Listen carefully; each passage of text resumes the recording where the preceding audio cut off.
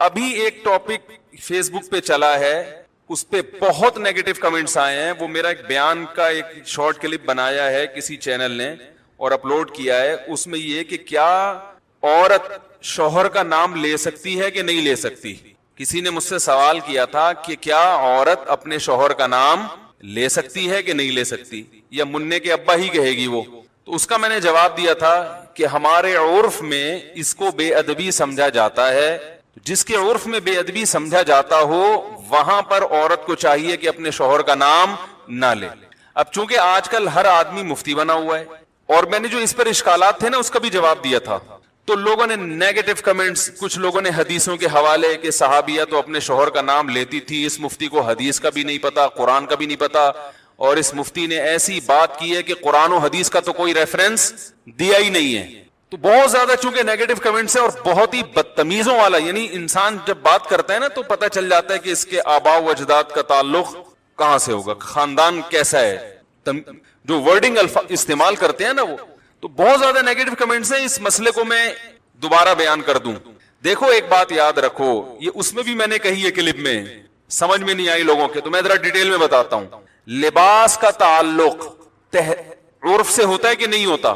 کچھ چیزیں ایسی ہیں جن کا تعلق براہ راست قرآن و حدیث سے نہیں ہے, بلکہ ان کا تعلق ہمارے کلچر سے ہے. مثال کے طور پر آپ سے اگر کوئی یہ کہتا ہے, کسی مفتی سے کوئی آ کے پوچھے کہ کیا میں قمیض اتار کے نماز پڑھ سکتا ہوں, تو مفتی اگر عقل مند ہوگا وہ کہے گا کہ قمیض اتار کر نماز نہ پڑھیں, یہ بے ادبی ہے. کہے گا کہ نہیں کہے گا؟ اب آپ کہیں کہ حدیث کا حوالہ, تو بھائی حدیث کا حوالہ اگر دے گا نا, حدیث اس کے اپوزٹ ہے. صحیح ہے, بخاری کی حدیث ہے, جابر بن عبداللہ رضی اللہ تعالیٰ عنہ بغیر قمیض کے نماز پڑھ رہے تھے. کسی نے پوچھا اس طرح نماز ہو جاتی ہے, آپ کیوں پڑھ رہے ہیں ایسے؟ فرمایا میں اس لیے ایسے پڑھ رہا ہوں تاکہ تیرے جیسا احمق مجھے دیکھ کر سوال کرے کہ ایسا کیوں کر رہا ہوں. صحیح ہے نا, تیرے جیسا احمق مجھ سے سوال کرے.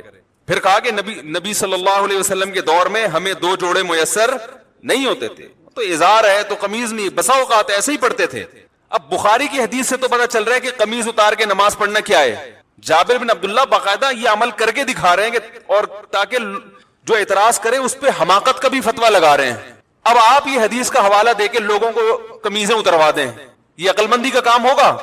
بولو نا بھائی, یہ پاگل ہونے کی علامت ہوگی. یہ اس کی علامت ہے آپ نے بخاری طوطے کی طرح رٹی ہوئی ہے, آپ کے اندر سینس نہیں ہے, نہ آپ نے فقہ پڑھا نہ اصول فقہ پڑھا جو قرآن و حدیث کو سمجھنے کے لیے وضع کیا گیا ہے. بھائی اس زمانے میں جب چونکہ صحابہ کو جوڑے میسر نہیں تھے تو قمیض اتار کے نماز پڑھنا بے ادبی نہیں سمجھا جاتا تھا, وہ تو کلچر کا حصہ تھا. غریب لوگ تھے. اصحاب صفہ میں ہم دیکھتے ہیں کہ حدیث میں آتا ہے کہ ایک دوسرے کی طرف پشت کر کے بیٹھے ہوئے تھے, کیونکہ لباس سطر ڈھانپنے کے لیے اتنا تھوڑا تھا کہ وہ ایک دوسرے کی طرف رخ کر کے بیٹھنا ان کے لیے مشکل تھا, اتنی غربت تھی. آج کون ایسا غریب ہوگا جو بیچارہ قمیض نہ پہن سکے؟ اور ایک معاشرے میں پورا پراپر ڈریس پہننا یہ ہمارے معاشرے کا کلچر بن چکا ہے, اس کو بے ادبی سمجھا جاتا ہے. کسی تقریب میں آپ بغیر قمیض کے نہیں جا سکتے, تو آپ اللہ کے سامنے بغیر قمیض کے کیسے کھڑے ہوگے بھائی؟ اگر صحابی بغیر قمیض کے نماز پڑھ رہے ہیں تو ایک بڑی اچھی تقریب میں بھی وہ بغیر کرتے کے چلے جاتے تھے. وہ صحیح بخاری کی حدیث ہے, نبی صلی اللہ علیہ وسلم کے پاس ایک صحابی نے عرض کیا, یا رسول اللہ میرا اس خاتون سے نکاح کرا دیں. فرمایا مہر فرمائی یہ لنگوٹا جو میں نے باندھا ہوا ہے. پتا چلا اس نے لنگوٹا پہن کے نبی کی مجلس میں بیٹھے ہوئے تھے, بخاری کی حدیث ہے, اور اسی حالت میں نبی نے آپ کا نکاح پڑھایا تو پتا چلا دولہا کا لباس کیا تھا؟ بولو بھائی, لنگوٹا. اب اگر کوئی مجھ سے پوچھے کہ مفتی صاحب کیا دولہا صرف لنگوٹا پہن کے شادی ہال میں جا سکتا ہے, تو میں کیا کہوں گا؟ جا سکتا ہے کیا؟ میں بولوں گا پاگل ہے, بے دینوں کا دینداروں کا مذاق اڑوائے گا. وہ جائز نہیں ہے اس کے لیے لنگوٹا پہن کے جانا, اس کے لیے پراپر ڈریس پہنے. آپ کہہ سکتے ہیں وہ صحابی تو غریب تھے. بھائی اگر کوئی بہت غریب بھی ہے تو بھی اس زمانے میں ہم اس کو لنگوٹا پہن کے شادی ہال میں جانے کی اجازت نہیں دیں گے, کیونکہ ہمارے عرف میں اس کا تصور نہیں ہے. نہیں یاری بات سمجھ میں, طوطے کی طرح بخاری مسلم جاہل لوگوں نے رٹ لی ہے, اور علماء کوئی کسی عالم کو نہیں چھوڑا انہوں نے. ابھی میں ایک کلپ سن رہا تھا حضرت مولانا منظور مینگل صاحب کا, بڑا اچھا انہوں نے ایک مدلل بیان کیا. اس پہ لوگوں کے نیگیٹو کمنٹس. ہر آدمی کیا بنا ہوا ہے؟ جاہل ہوگا, مگر اعتراض ایسے کرتا ہے جیسے اس سے بڑا اس کائنات میں کوئی عالم پیدا ہوا ہی نہیں ہے.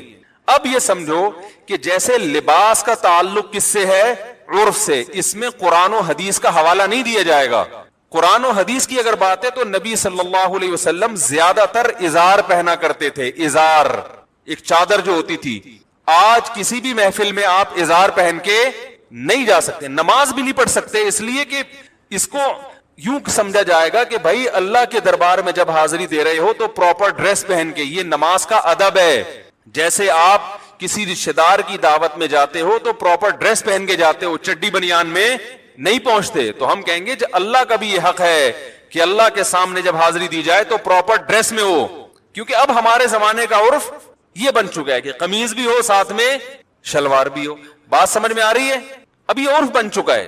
اسی طرح یاد رکھو کہ عورت کا شوہر کا نام لینا صحابیہ سے ثابت ہے کہ اپنے شوہر کا نام لیا انہوں نے, لیکن بہت سارے ہمارے کلچرز میں, ہمارے جو بہت سارے علاقے ایسے ہیں, قومیں ایسی ہیں جن میں عورت کے لیے شوہر کا نام لینا بے ادبی سمجھا جاتا ہے. وہ اگر نام لیں گی تو یہ سمجھا جائے گا کہ یہ بے ادب ہے. اور ادب کا تعلق بھی کس سے ہوتا ہے؟ عرف سے. اگر یقین نہیں آتا تو آپ یہ دیکھو, ہم یہ کہتے ہیں کہ نبی صلی اللہ علیہ وسلم نے فرمایا. کیا کہتے ہیں؟ فرمایا. کسی صحابی نے فرمانے کا لفظ آپ کے لیے استعمال نہیں کیا. قالا کا لفظ, قالا کا معنی کہا. عربی میں فرمانا اور کہا یہ الگ الگ نہیں ہے. قال رسول اللہ صلی اللہ علیہ وسلم, نبی نے کہا. لیکن ہمارے عرف میں یہ کہنا کہ نبی نے کہا, اس کو ادب کے خلاف سمجھا جاتا ہے. ہمارے عرف میں اگر کوئی کہتا ہے عبداللہ بن مسعود نے یوں کہا, عبداللہ بن عمر نے یوں کہا ہے بھائی, تو ہم کہتے ہیں بھائی حضرت لگاؤ. کہتے ہیں کہ نہیں کہتے؟ حضرت لگاؤ, اور بہتر ہے آخر میں رضی اللہ عنہ بھی لگاؤ. کوئی کہ بخاری سے دکھاؤ کہاں حضرت لگانا کہاں سے ثابت ہے؟ بھائی صحابہ کا ادب کرنا تو بخاری مسلم سے ثابت ہے. ادب کا اسٹائل کیا ہوگا یہ آپ کو آپ کا کلچر بتائے گا, یہ بخاری مسلم نہیں بتائے گی. ہر چیز میں بخاری مسلم کا مطالبہ کرنے جہالت ہے. تو یہ تو شریعت ہمیں بتائے گی کہ شوہر بیوی پر لازم ہے کہ وہ شوہر کا ادب کرے. ادب کا اسٹائل کیا ہوگا, طریقہ کیا ہوگا, یہ بخاری مسلم نہیں بتائے گی, یہ آپ کو آپ کا کلچر بتائے گا. یہاں تک آ گئی سمجھ میں؟ تو اتنے بیوقوف ہم نہیں ہیں جتنے آپ ہمیں سمجھتے ہو, ٹھیک ہے نا.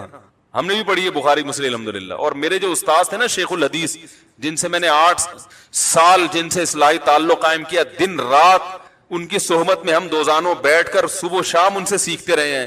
انہوں نے 20 سال دارالعلوم کورنگی میں بخاری پڑھائی ہے. نہیں یاری بات, پڑھی نہیں ہے بلکہ پڑھائی ہے. تو کلچر کا تعلق کس سے ہوتا ہے؟ اب دیکھو امہات المومنین بھی رسول اللہ صلی اللہ علیہ وسلم کا نام نہیں لیتی تھی. کبھی حدیث میں آتا ہے کہ زوجہ نے کہا یا محمد, آپ کہہ سکتے ہیں اس لیے نہیں لیتی تھی کہ نام لینا ادب کے خلاف, اور وہ چونکہ نبی تھے اور قرآن نے ان کا نام لینے سے منع کیا کہ ایسے مت پکارو جیسے دوستوں کو پکارتے ہو. تو اس سے اتنی بات تو ثابت ہوتی ہے کہ بسا اوقات نام لینا بے ادبی سمجھا جاتا ہے. تو جس قوم میں نہیں سمجھا جائے گا وہ نام لیں, جس قوم میں سمجھا جاتا ہے وہ نام نہ لیں. اور آسان مثال بتاؤں, دیکھو اللہ نے عورت کا جو پردہ عورت پہ فرض کیا ہے, سگے بھائی سے پردہ فرض نہیں ہے, ایسا ہی ہے نا. سگے بھائی سے پردہ فرض نہیں. سگے بھائی کے سامنے عورت اپنی کلائیاں کھول سکتی ہے, اپنی پنڈلیاں کھول سکتی ہے, یعنی ان کا پردہ نہیں ہے. سر کے بال دکھا سکتی ہے, اس کا پردہ نہیں ہے. لیکن شریف خاندانوں میں اس کو معیوب سمجھا جاتا ہے, اور شریعت نے بھی اس کو معیوب سمجھنے پر پابندی نہیں لگائی. کسی بھی اچھے خاندان میں کبھی ایسا نہیں ہوتا کہ لڑکی جو ہے نا وہ گھٹنوں تک اسکارف پہن کے بھائی کے سامنے آ کے بیٹھ جائے. اچھے خاندانوں میں ہم نے دیکھا ہے کہ جوان بیٹی جب باپ کے سامنے بیٹھتی ہے تو سر پہ بولو نا دوپٹہ لیتی ہے, کیونکہ عرف میں اس کو اچھا سمجھا جاتا ہے. تو ادب کا تعلق کس سے ہے؟ کلچر سے, بہت حد تک کلچر سے, بہت حد تک عرف سے. بعض لوگوں نے یہ بھی نیگیٹو کمنٹس کیے, اشکال کیا ہے کہ اچھا اگر کلچر ہی کو فالو کرنا ہے تو کتنی غلط رسومات ہیں جو شریعت کے خلاف ہیں, پھر تو وہ سب حلال ہو جائیں گی. تو بھائی شریعت کے خلاف ہونا الگ بات ہے. اگر شریعت نے اس کو غلط قرار دیا ہے پھر ہم اس کو غلط کہیں گے, یا اس کے نتائج غلط نکل رہے ہیں تو بھی غلط کہیں گے. عورت اپنے شوہر کا نام لے یا نہ لے, شریعت نے اس میں دونوں چیزیں رکھی ہوئی ہیں. بھائی لے بھی سکتی ہے اور نہیں بھی لے سکتی. شریعت نے یہ کہا بھائی ادب کرو. کسی قوم میں ادب کے خلاف سمجھا جا رہا ہے تو وہ نام نہ لے, ادب کے خلاف نہیں سمجھا جا رہا تو وہ نام لے, کیونکہ اس میں برا نہیں سمجھا جائے گا اس کو.